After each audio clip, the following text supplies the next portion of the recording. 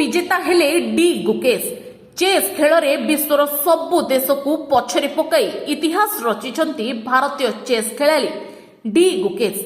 18 वर्ष बयस chess champion होई बनिछंती विश्वर सर्वकनिष्ठ चेस विजेता। भारतीय चेस खेलाड़ी विश्वनाथन आनंद को परे द्वितीय विश्व चेस विजेता होइछंती गुकेश। चीन खेलाड़ी को पछरे पकाई विजय मुकुट पिंधिछंती गुकेश। 1985 रे विश्वर सर्वकनिष्ठ चेस खेलाड़ी भाव विजयी होइतिबा आंटोली कार्पोव रेकर्ड भांगी दीर्घ 39 वर्ष पर मात्र 18 वर्ष बयस विश्व विजयी होइछंती डी गुकेश। तांकर एही सफलता सारा भारत में खुशीर लहरी खेलै दैछि। गुकेश सारा विश्व में भारत को गर्वित करिसंती बोली शुभेच्छा जणाई कहिसंती राष्ट्रपति द्रौपदी मुर्मू।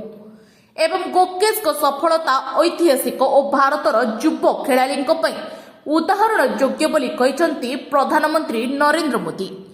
विश्वर सर्वकनिष्ठ चेस चैंपियन होइतिबारु डी गुकेश को पई अगणित शुभेच्छा छुट्टी आसी। Bureau report PPL Odia.